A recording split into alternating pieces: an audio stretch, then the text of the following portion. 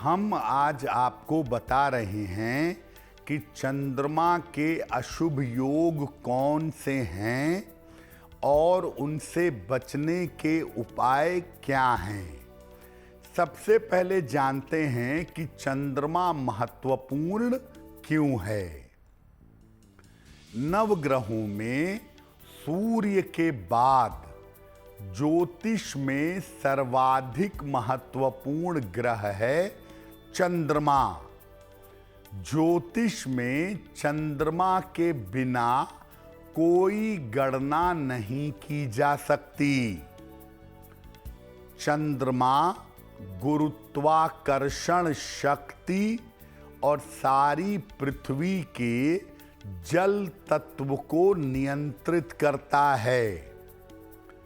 किसी व्यक्ति का जो मन है, किसी व्यक्ति की जो भावनाएं हैं, ये चंद्रमा से ही चलती हैं। व्यक्ति का मन और भावनाएं चंद्रमा से कंट्रोल होती हैं। चंद्रमा को नियंत्रित करके मानसिक स्थिति को बेहतर किया जा सकता है, क्योंकि अगर चंद्रमा नियंत्रण में नहीं रहेगा तो जीवन में सबसे ज्यादा कष्ट आपकी मानसिक स्थिति में ही पैदा होगा। चंद्रमा को नियंत्रित करने के लिए चंद्रशेखर भगवान शिव की आराधना की जाती है। भगवान शिव और माता गौरी की आराधना से चंद्रमा की मुश्किलें दूर हो जाती हैं।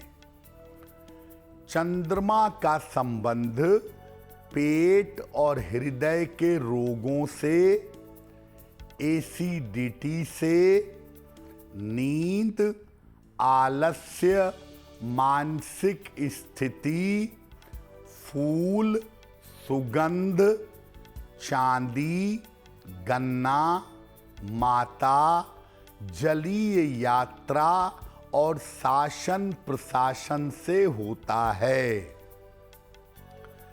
चंद्रमा का 3 चीजों से डायरेक्ट संबंध है। एक आपके मन से, दूसरा आपकी माता से और तीसरा जल से। चंद्रमा का इन 3 चीजों से डायरेक्ट संबंध देखा गया है। सबसे पहले बात करते हैं चंद्रमा की पहली समस्या की, जिसका नाम है केमद्रुम योग। क्या होता है?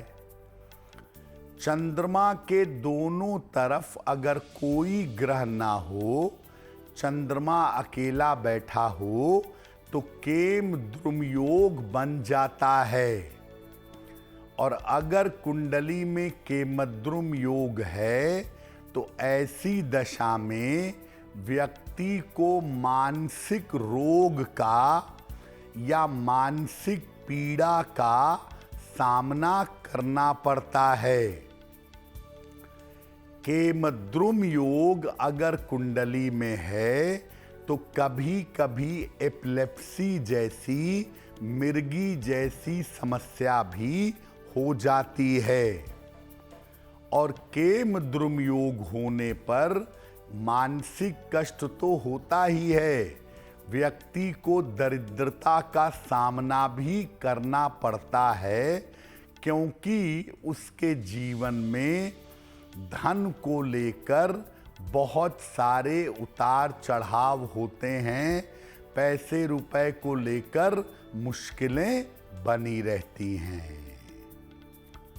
तो अगर आपकी कुंडली में केमद्रुम योग है तो क्या उपाय करके इसके प्रभाव को समाप्त करेंगे? सोमवार को प्रातः स्नान करके शिव जी के सामने बैठिए। इसके बाद रुद्राक्ष की माला से 3 माला ओम चंद्रशेखराय नमः इस मंत्र का जप करिए और शिव जी से केमद्रुम योग भंग करने की प्रार्थना करिए। आप चाहें तो ऐसा रोज सुबह आप कर सकते हैं, और अगर रोज सुबह नहीं कर पाते तो हर सोमवार को सुबह के समय ऐसा करें। केमद्रुम योग का प्रभाव कम हो जाएगा। चंद्रमा का दूसरा निगेटिव योग है ग्रहण योग। क्या होता है? चंद्रमा मन का स्वामी होता है और मन को प्रभावित करता है। जब भी चंद्रमा दूषित होता है, मानसिक समस्याएं व्यक्ति को बहुत परेशान करती हैं। और चंद्रमा को सबसे ज्यादा दूषित करता है राहु। अगर राहु का चंद्रमा का योग है तो ये शुद्ध ग्रहण योग होता है। चंद्रमा और केतु के योग को भी आप ग्रहण योग कह सकते हैं। इसके कारण व्यक्ति को मन की और कल्पना की समस्याएं परेशान करती हैं। चंद्रमा राहु वाले डिप्रेशन में जाते हैं, ओसीडी हो जाता है, बेवजह के तनाव पालते हैं, सिजोफ्रेनिया, काल्पनिक डर, काल्पनिक भय इनको परेशान करता है। अगर कुंडली में चंद्रमा का ग्रहण योग है तो। अब अगर आपकी कुंडली में चंद्रमा राहु हैं या चंद्रमा केतु हैं, कुंडली में चंद्रमा का ग्रहण योग है, तो क्या करेंगे? सोमवार को सुबह के समय शिव जी के सामने बैठिए। शिव जी का एक मंत्र है, ओम आशुतोषाय नमः। ओम आशुतोषाय नमः कम से कम 3 माला पढ़िएगा। और मंत्र जप करने के बाद अगर सफेद वस्तुओं का दान कर दें, चावल का, चीनी का, दूध का, अगर ये दान भी आप कर दें तो आपके लिए बहुत अच्छा होगा। मुख्य बात यह है कि आपको नियमित रूप से शिव जी की पूजा करनी है, लेकिन सोमवार को विशेष पूजा करनी है, विशेष मंत्र जप करना है, और सोमवार को सफेद चीज का दान भी करना है। चंद्रमा की जो तीसरी समस्या है वो चंद्रमा की एक स्थिति की वजह से बनती है, वो है नीच का चंद्रमा।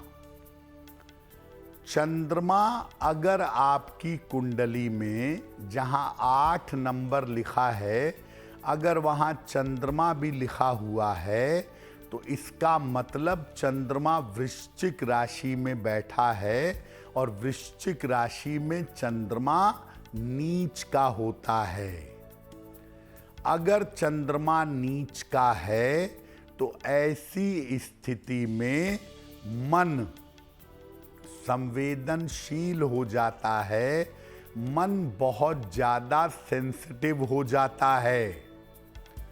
और चंद्रमा नीच राशि में हो और उसका नीचत्व भंग ना हुआ हो तो हार्मोन्स की समस्या और अवसाद की, डिप्रेशन की समस्या हो जाती है।